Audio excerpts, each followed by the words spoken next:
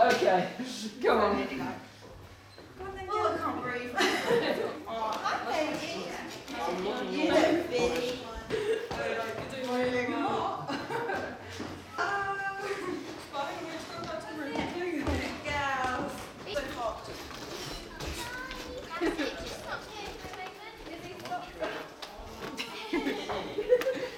Oh, that's what it's Don't cry.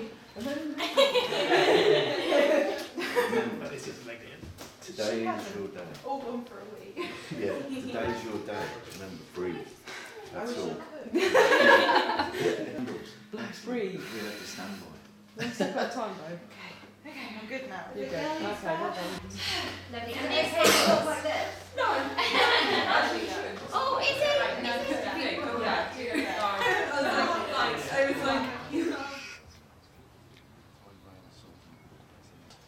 No, you've got to hold your basket, sweetheart. Izzy, right. Easy. Izzy, hold that. Hold along. That's it. Good girl. All the way along. Okay. Yeah. Yeah. Okay. Did you want me to bring that down? No, I don't like going first. No,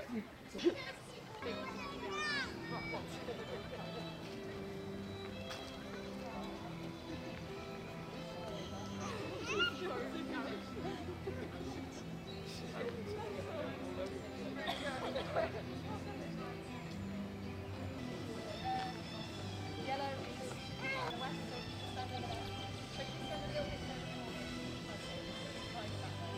we're having our This is the first meal. room. We set everything up and then we'll do it out of that. So we've got the service of the night.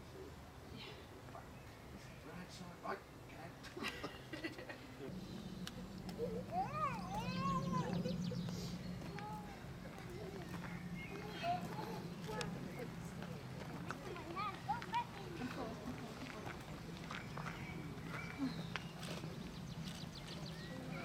Since ancient times, mankind has associated each direction with a certain power, a certain element.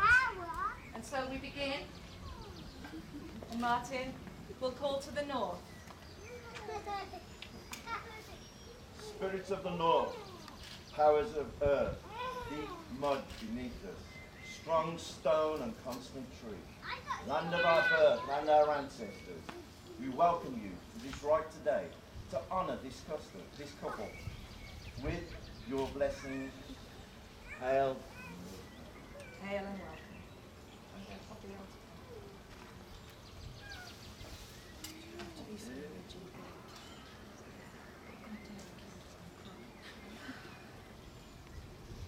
Spirits of the east, powers of air, breath in our lungs, wind in our hair, birdsong and laughter, we welcome you to this rite today to honour this couple with your blessings. Most hail and welcome. Spirits of the west, powers of water, life-giving rain, but not yet. Flowing seas, inspiration and change. We'll welcome you to this rite today to honour this couple with your blessing. Hail and most welcome. Hail and welcome.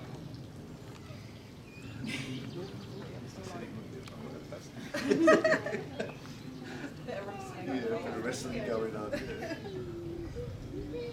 And now we honour the three worlds of earth, sea and sky. Home and hearth to this couple as they combine the roots of their families and move forward together. Hail to the spirits of sky, bright canopy above, sweet breezes and fresh rain, starry night, and warm sun guiding this couple through their lives. Hail to the spirits of the sea, the powerful waves surrounding this land, refreshing us, protecting us, and inspiring us in our journey. Land of the mighty, the land of the freeborn. Hold these two in your arms to keep them safe and nourished. And I call to our gods who watch over this couple, that we may be honoured by their presence, bringing inspiration to this rite. the most fair goddess, I ask for your blessings on this auspicious day and bid you hail and welcome. Hail and welcome. Bex and Paul, do you come here to this place of your own free will and accord? And do you stand here today without hindrance to be joined as one in the bond of handfasting? I do. The circle of the ring speaks of the continual nature of love, for it has no beginning and it has no end. May this circle of love declare your unity and the oneness of your life together. May these rings represent a love glowing with increasing luster for you both. Okay. Paul? I haven't got the right to bind you to Bex. You're the only person with that right. If it's your wish to be bound to Bex, take your ring and place it in her hand.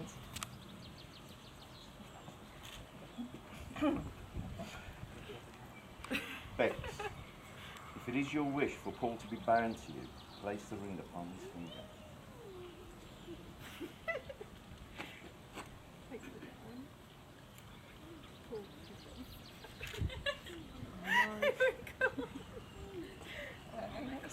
Washing up my head there. Bex.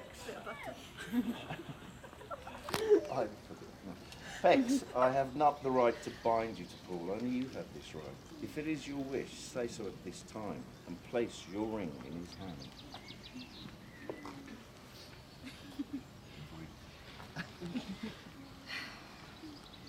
Or, if it is your wish for Bex to be bound to you, place the ring upon her finger.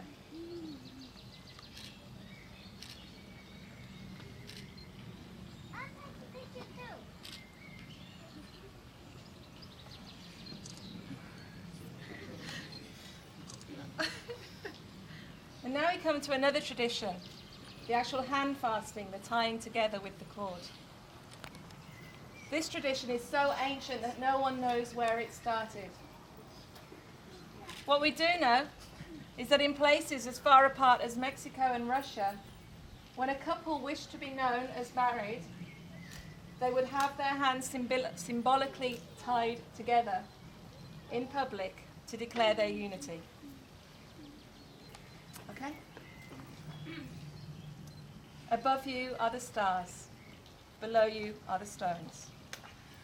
As time passes, remember, like a stone, your love should be firm, and like a star, your love should be constant. Let the powers of the mind and of the intellect guide you in your marriage. Let the strength of your wills bind you together. Let the power of love and desire make you happy, and the strength of your dedication make you inseparable. Be close, but not too close.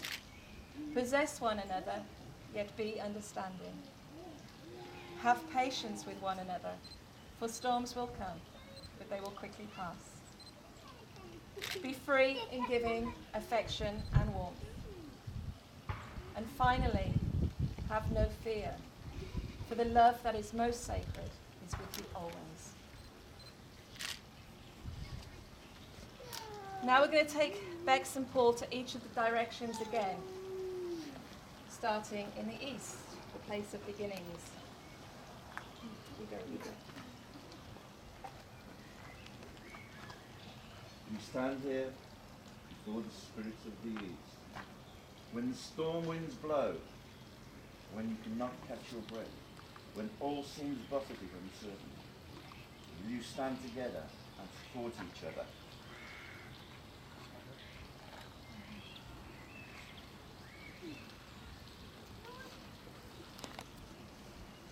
Then may you be blessed by the powers of the east. May you be inspired together, held by the spring breezes, and nourished by each and every vital breath.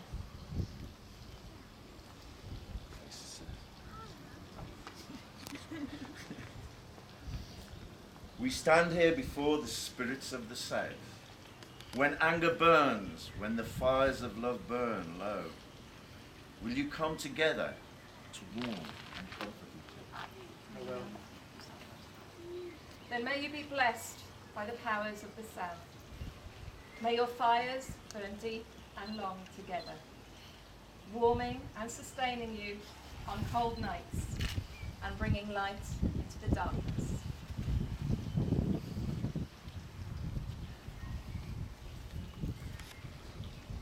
We now stand before the spirits of the West. When you're carried helpless through the tides of passion and deep emotion, when there seems no way to escape the torrent, will you hold each other up? I will. Then may you be blessed by the powers of the West. May your lives flow well together into your shared future as you dive deep to explore the mysteries of each other. We now stand to the north, home of the old ones, home of our ancestors. We stand here before the spirits of the north, when the ground seems rocky, shaken with earthquakes, and nowhere safe to stand. Will you still hold each other safe? You turn around and face us. Then may you be blessed by the powers of the earth. May your roots go deep together, holding you firm as you make your home on this land. May the seeds of your plans grow strong and fruitful.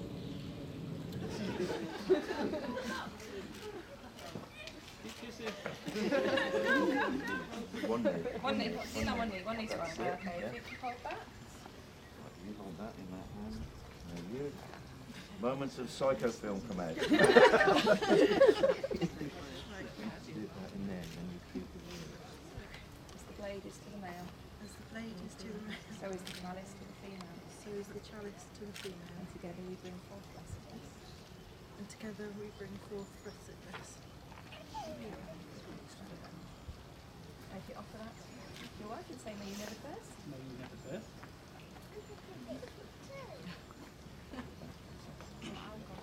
May you never thirst.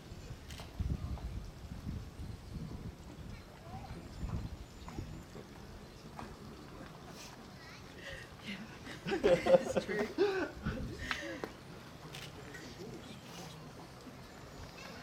And the case. Now, if you can take one, and I need to break it into 4 pieces. So that's a big one there. That big one. Yeah, that one. Oh, okay. Why don't you grab that one? Yep. Just do the first to the gods. The first to the gods, The second to the ancestors. the second to the ancestors, And the third to ourselves. And if you give it to God. and the third to ourselves. May you never hunger. May you never May you hunger. never hunger. Well, You can eat it. Okay. all, if you want. And there's that bit. And may you never hunger. May you never hunger. Okay, you have those. No, I need a bride. And now we have another tradition. We can see here a young couple very much in love. Anyone can see that.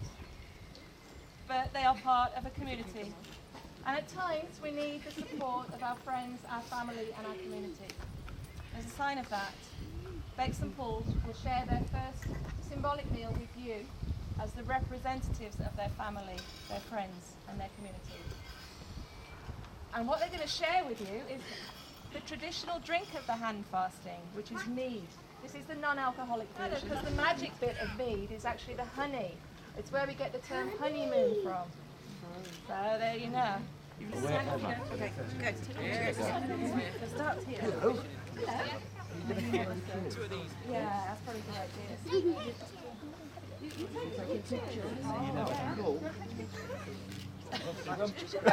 Thank you. No, make up. May you never thirst. May you never hunger. May you never thirst. I'll go behind you then. May you never thirst. May you never hunger. May you never thirst. See, we've got the system there. May you never thirst. May you never thirst. May you never thirst. Doing quite well there. May you never thirst. May you never thirst.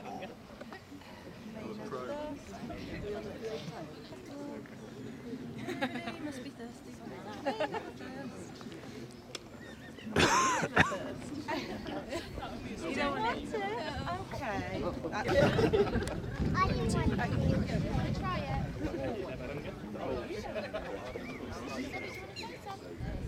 It's very nice. Watch out. You never thirst.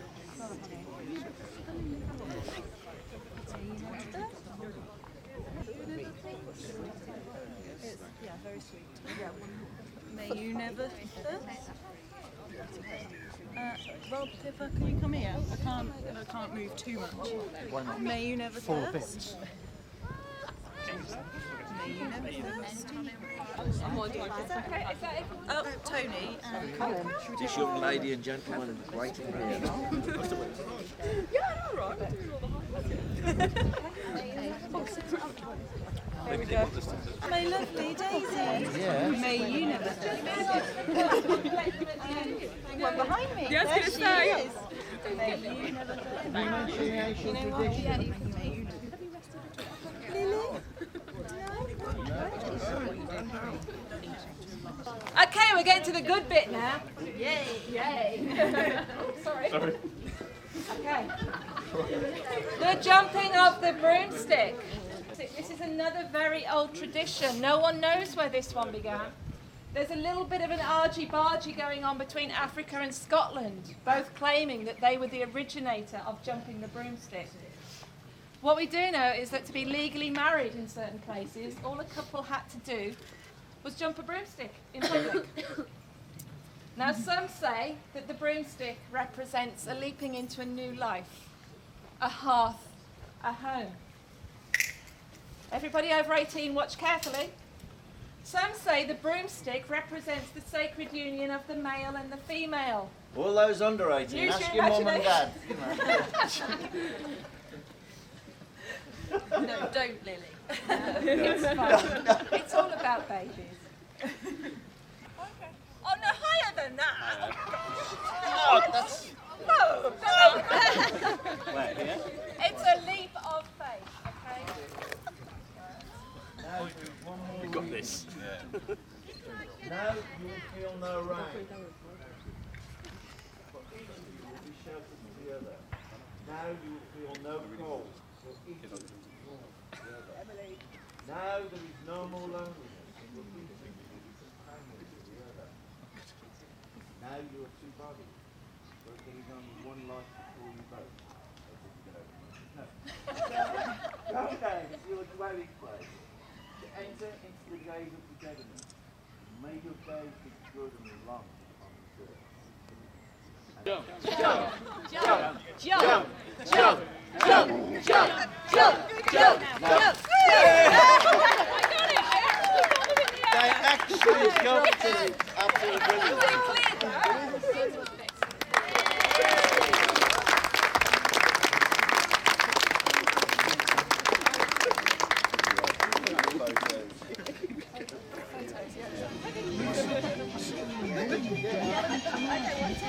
I got an eye on my t-shirt. Let's see which party is going on. Yeah. No, they've got photos, mate.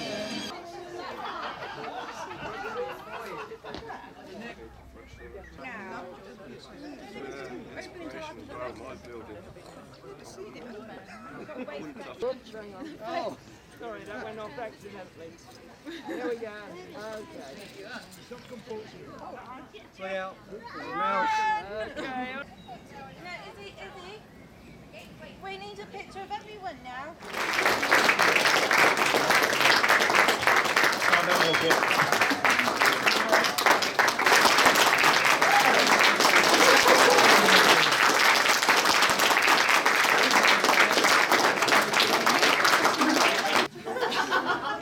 Okay, for those of you who don't know me, I'm Clive, as nicely introduced. I'm the father of Paul, and for those that do know me, the same applies to you lot as well.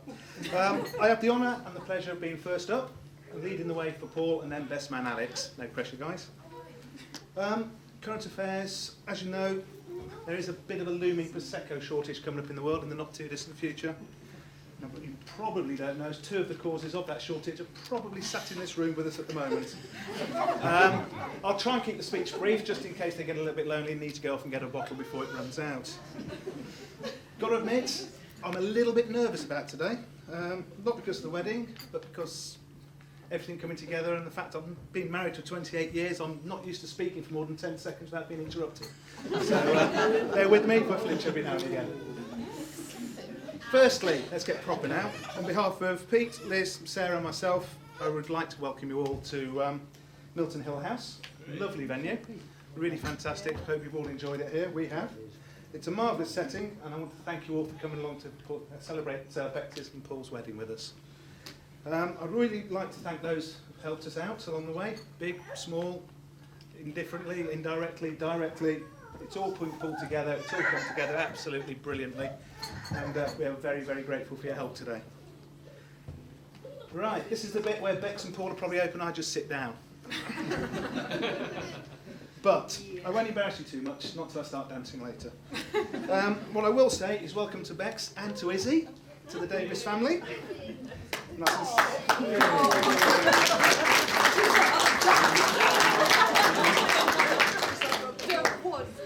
I really hope that I have much more luck in enticing you two into loving the game of rugby union than I've had to date. What I can say is rugby's given Sarah and myself some great memories on and off the pitch, and has actually led to some fantastic, great, long-lasting friendships which just wouldn't exist anywhere else in the world, as far as I'm concerned, but I'm biased.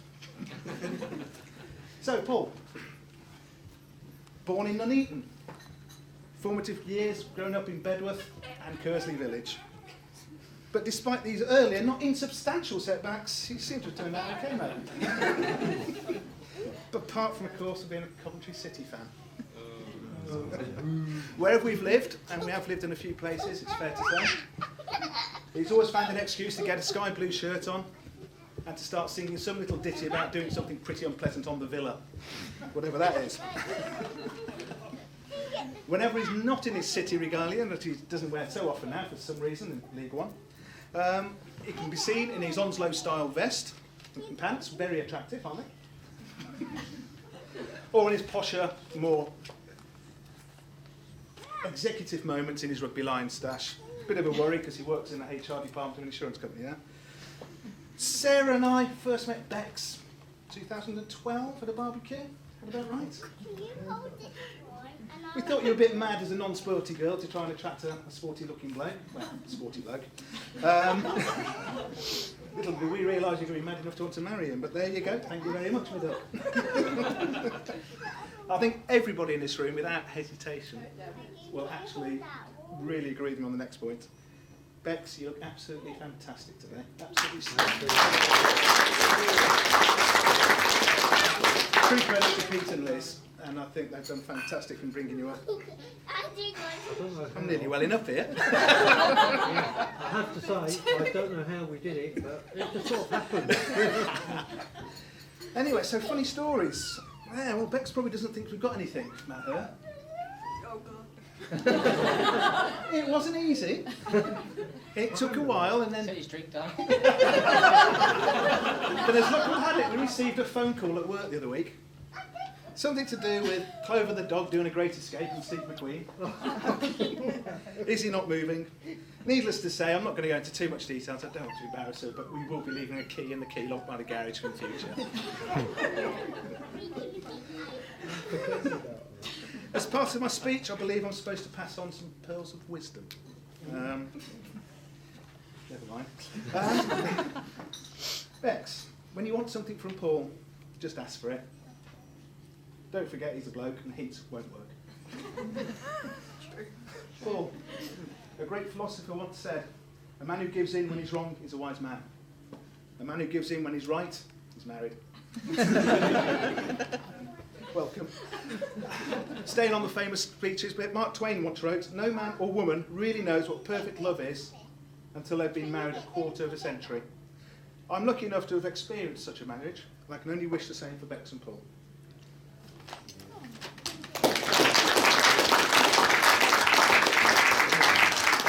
There we go, I'm getting to the end.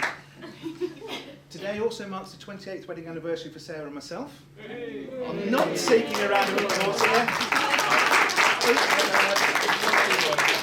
I'm not seeking a round of applause, but any free drinks will go down well. The reason for mentioning it is Paul now has 2 reasons why he can never ever forget this date again. Okay, I have nearly finished, I promise. I have 2 toasts to make, a little bit unconventional, that's me all over. Firstly, I'm sure we've all lost loved ones in the past that can't be with us today. Hopefully, fingers crossed, staring down, having a look and a laugh with us, and sharing the love, as we put it. So, can I just ask you to raise a glass for absent friends, please? Absent friends. Nearly there. Well, that's nice, that. You've suffered me for long enough. I'll sit down soon. I can see Paul's getting ready like a cold spring. But before I do that, I want to propose a wedding day toast for Bex and Paul, please. So, if you can join me on your feet, please. Okay. Here's to the past and all that you have learned. Here's to the present and for all that you share. Here's to the future and all that you have to look forward together. Paul and Bex. And I will now pass you on to Paul, the coiled spring.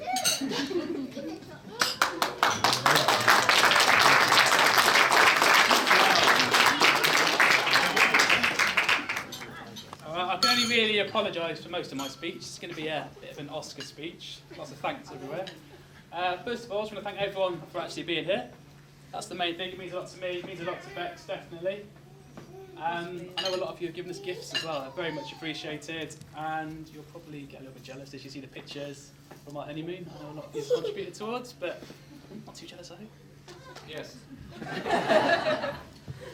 I'd like to thank the photographers, and that flash photography, all the staff at the venue. I'm not sure if there's any of them in here.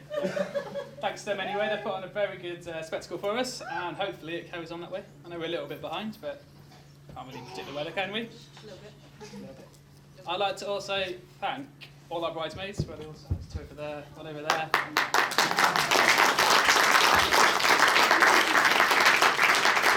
I've had a bit of a difficult time chasing around after kids, so yeah, they're doing well with that, and I think Jess is well, thanks. I've been out of her dress a few times. I'd like to, I suppose, thank the groomsmen. I'm not sure what they've done, but thank you.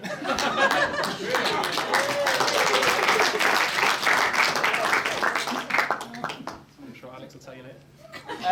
I'd also, I think my dad mentioned it, it's their wedding anniversary, 28th. I don't know if we need to do another toast, but we will anyway. If we can just toast them, it's their 28th wedding anniversary. That's a long time. I can't imagine that far. If we could just toast to them. Thank you. What's our names? Clive and Sarah. Clive and Sarah. Mum and Dad. Cheers. Yeah, that's formality. Right, now I've delayed a little bit. I'd also like to thank Bex's parents, Pete and Liz, for pretty much funding this event. Very much appreciated, because without them we wouldn't really be doing this. So thank you very much. We also toast Pete and Liz. Sorry. You're going to have to speak drinks up. Pete and Liz. Don't need more Prosecco. The shortage, you know. My last thank you to Bex, the lovely bride. Pretty much planned the entire event, even down to this too. Yeah, she's planned everything. Yeah, chair covers, table covers, the nice little things on our table. Everything's been planned pretty much by Bex. So can we also just toast Bex? And that's my Oscar speech finished. So to Bex. Bex. Alright. Alright, that's the Oscar part then. Gonna have a little story, I suppose. I don't think many people know how me and Bex met. She's tried to keep it under wraps. I think our first conversation sat in a pub somewhere in Vista. Probably didn't quite go like this, but I remember it as she said, alright, I think I was on my phone. She's like, you don't smoke? No? Cool. That was about it. I must have said something right though, because like, here we are now. Next time I met her, out in Bicester again, a well-known hotbed. It's really good. Next time I met her, head over heels, she ended up on the floor somewhere in a bar. Must have been again something I said, I'm not sure. But, yeah. Next day she woke up on Mike's sofa, I believe. So I must have blown her away then. It carries on, I think, first time she met her parents. Didn't really want to come. She was like, I'm really going to meet them, I'm going to meet them. And then just as we're leaving, she's like, I don't want to meet them. But I dragged her down. Thankfully, she enjoyed the barbecue. And I think we can attribute a bit of the Prosecco shortage to that meeting. So. That's the end of my speech. And I have either the pleasure or the terror of introducing my best man, Alex.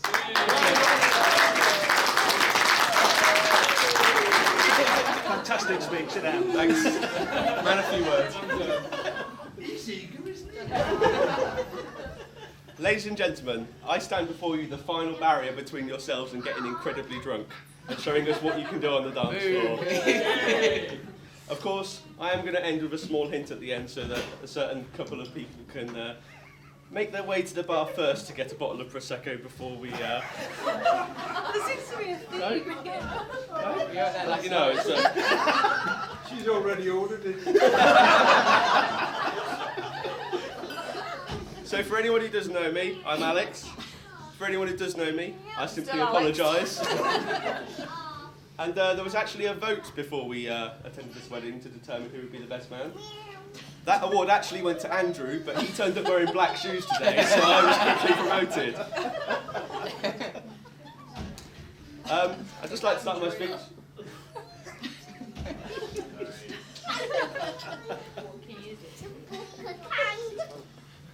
So I'd just like to start by saying, of course, that the bridesmaids look lovely, only outshone, of course, by the bride herself.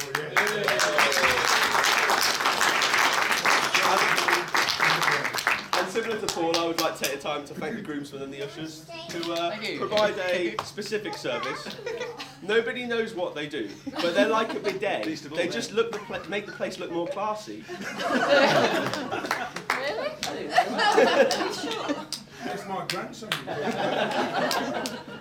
Now, when I was writing the speech, I did what any sane person would do. I sat down, went on Google, best man speech. Unfortunately, not a single one of them was about a couple called Paul and Bex, so I thought I'd have to give it a go myself. But rather than go through a specific story, I thought I'd remind us of some of Paul's best attributes. There are things that we all know, but perhaps need to be reminded of. To start with, Paul is incredibly stylish.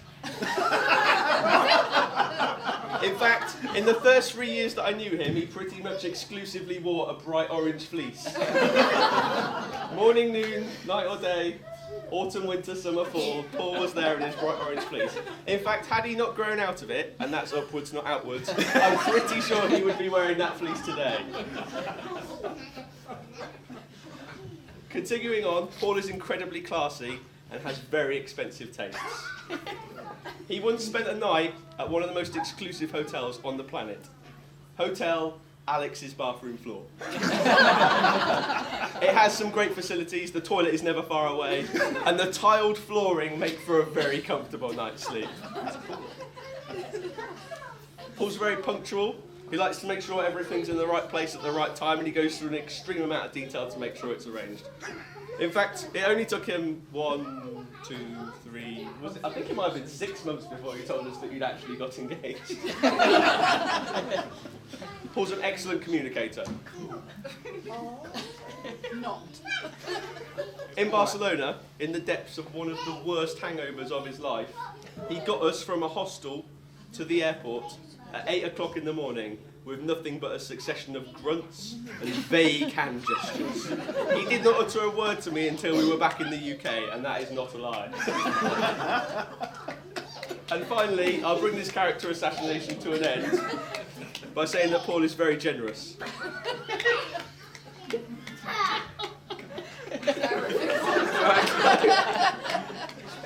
Now, I've had to steal a quote from somebody else here, but apparently he once paid for his brother to, and I quote, go on a slingshot ride with a guy holding his hand while Paul watched.